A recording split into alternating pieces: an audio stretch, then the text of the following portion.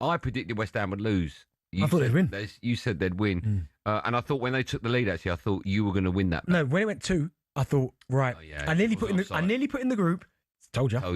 But no. Just always wait. Yeah. Wait. Do you think, how big a result was that? Has it sealed West Ham's place in the Championship?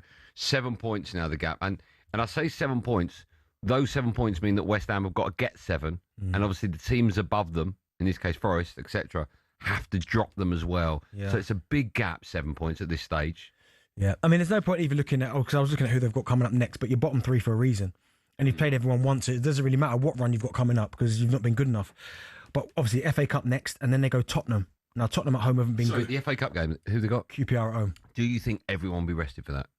It's a fine line, that, because you think you don't need injuries, right? But then why do you not need injuries? Because the ones that you're picking are not playing well anyway. And also, you've got to have something to go for this Exactly. season. Not only that, you need confidence. So if they're going to beat QPR, you're right. 6-0, all of a sudden, say the new signings they got, the striker. Need goals. Right? He goes and gets an hat-trick. All of a sudden, it tails up a little bit. So I would go strong. Yeah, I agree. But last night, I wouldn't say I felt for them, but I thought at times last night, I thought the performance was quite good. I thought they did okay. When they went 1-0 up, I said fair play to them. But then, so the moment it went 2-0 and then it got disallowed and then they got the penalty, and we'll talk about the penalty, by the way, I thought, here we go. No, when Dominguez scored and it went 1-1, I said, I know it's going to come here. I know what's happening there. They're going to get beat.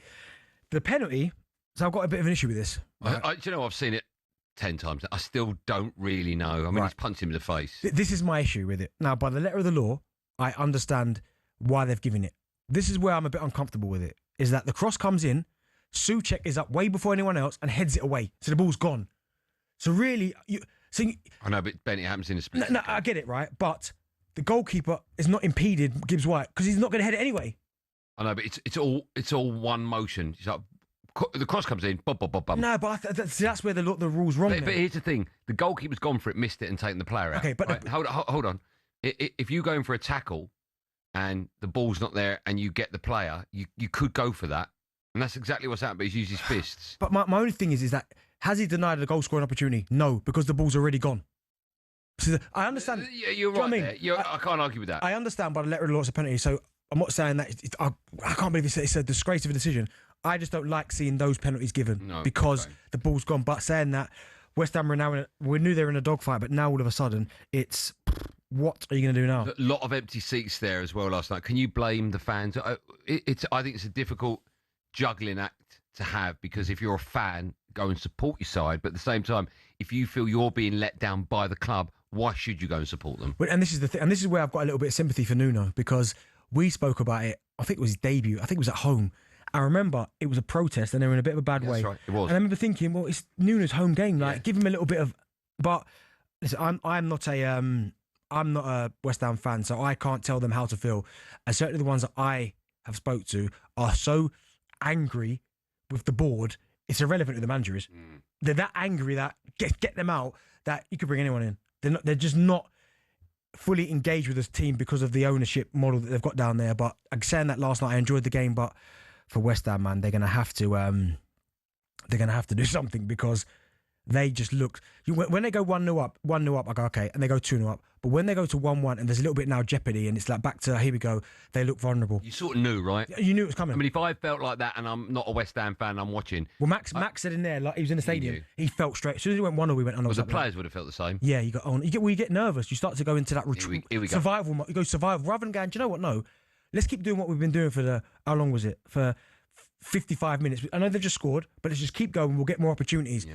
But they you go into survival mode and go, oh no, let's hold on to what we got. And ultimately you invite pressure, and that happens. What do you do with the manager? You can't have 3 managers in one season, can you? I've had it. Where was that, Ipswich? No, I had it at Charlton. Charlton. I had Ian Dowie, Les Reed, Parge. Okay, when Parge came in, can you remember how long was left of the season? He came in, I think, maybe around January time. About now? Yeah. Insane or not? Nah, because he came in and they give us a real, give us a little bit of confidence. Did it work? Yeah, it did. But we went down ultimately, but so it didn't work. No, but it did work because we got ourselves out of it, and then sloppy mistakes, we let him down again. Okay.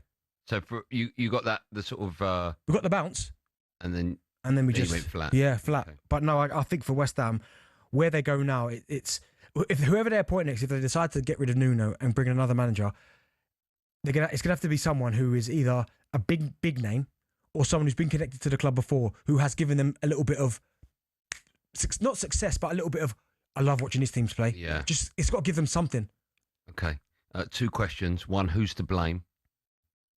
I mean, the board for years, and I mean, some of the appointments have been Lopetegui ones. The one we want to come away from the football that David Moyes plays, so we're going to take Lopetegui. That is insane. Insane. Yeah. And the players take some of the blame as well because they've not been good enough. Second question, are they down? Not yet. Not yet. Not yet. Still a chance. Yeah. Okay. One more question. Would you fire the manager? No, so I like Nuno. Okay. But I agree with you. I think he can get it right, but we don't know if he's lost the dressing room. yeah, that's the thing. If the players are not playing for him anymore, then he's finished. West Ham fans, I know you want to talk about your side. I feel for you. I personally know where the problem is, and that's the owners. But what do you make of what's going on? And you've still got a chance to stay up, says Darren Bent. What do you make of it all? Pick up the phone. We'd love to hear from you this afternoon. Busy show. Later on, we'll have team news ahead of all 8 games tonight in the Premier League. And, of course, the boys on the Sports Bar from 10 will be taking your calls. But we're going to start with West Ham chat. If you want to be a part of that chat, pick up the phone. You'll be next. 03717 22 33 44.